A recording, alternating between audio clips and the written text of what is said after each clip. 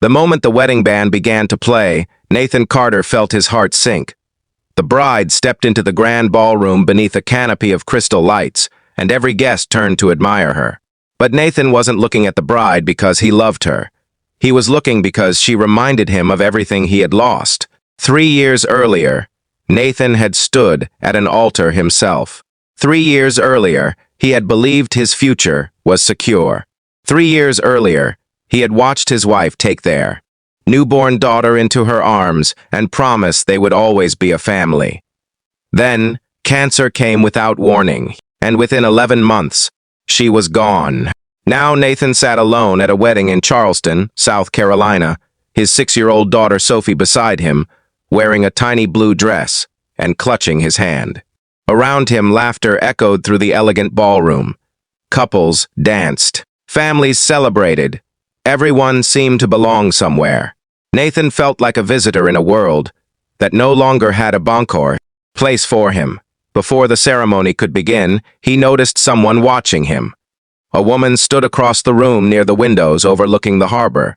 She wore a simple black evening gown that somehow looked more elegant than all the expensive dresses around her. She wasn't looking at the bride. She was looking directly at him. And when their eyes met, she smiled. If you believe kindness and second chances can change a person's life, please take a moment to like this video, comment below, share it with someone who needs encouragement, and subscribe to the channel for more emotional stories that remind us hope is never lost. Nathan quickly looked away. He assumed she was simply being polite.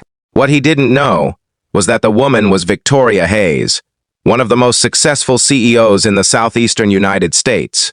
She owned a rapidly growing healthcare technology company worth hundreds of millions of dollars. Most people at the wedding were trying to find a reason to speak with her. Victoria, however, seemed interested in only one person, the quiet single father sitting alone with his daughter. As guests moved toward the reception hall after the ceremony, Nathan found himself standing near the dessert table, while Sophie examined the wedding cake with wide eyes. That was when Victoria approached. She glanced toward the bride, then toward Nathan. Her expression softened. She leaned slightly closer and quietly told him to stop looking at the bride and look at her instead. Nathan froze, not because of flirtation, because nobody had spoken to him with such direct honesty in years.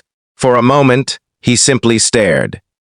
Victoria noticed the sadness behind his eyes immediately. Years of leading companies had taught her how to read people. Nathan carried the look of someone who had survived a storm, but never truly escaped it. They spent the next hour talking. Not about money, not about business, not about status. They talked about life. Nathan told her about Sophie. He told her about working 2 jobs after losing his wife.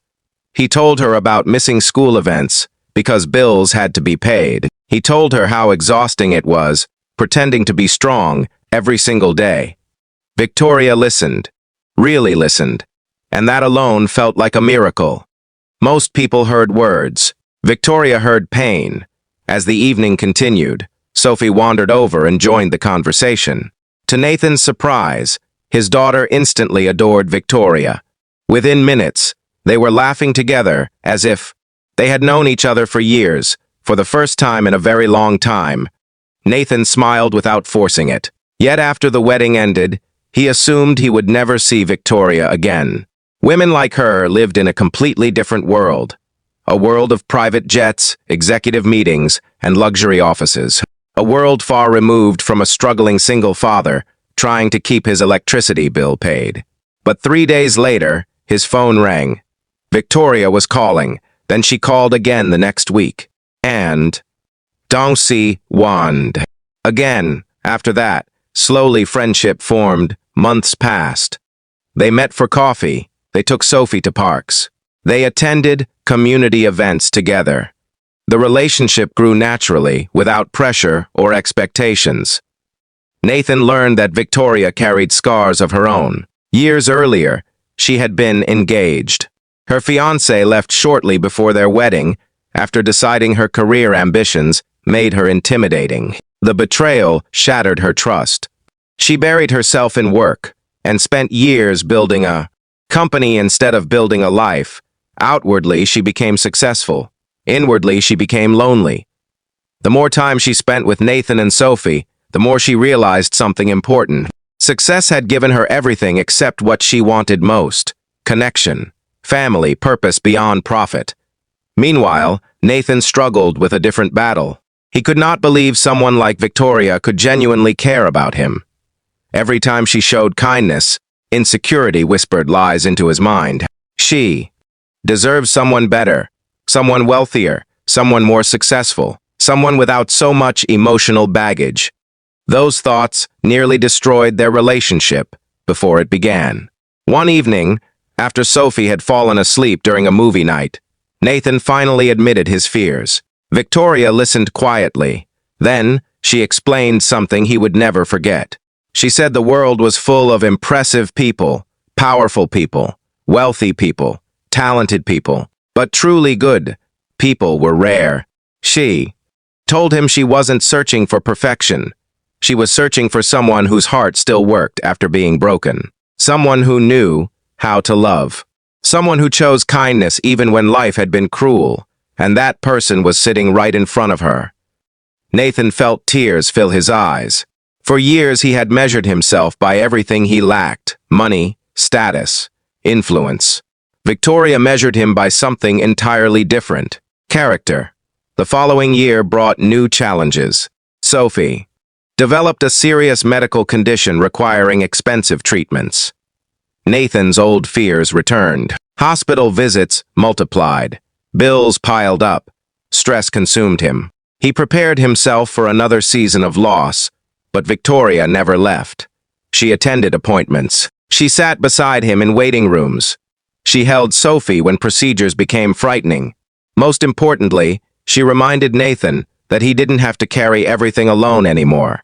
For the first time since losing his wife, he experienced what partnership felt like again, not rescue. Partnership together, they navigated every obstacle. Months later, Sophie's health improved dramatically. Doctors delivered the news Nathan had prayed for countless nights to hear. She was going to be okay. The relief overwhelmed him. One evening, shortly after receiving the good news, Nathan returned to the same Charleston harbor where the wedding had taken place nearly 2 years earlier. The sunset painted the water gold.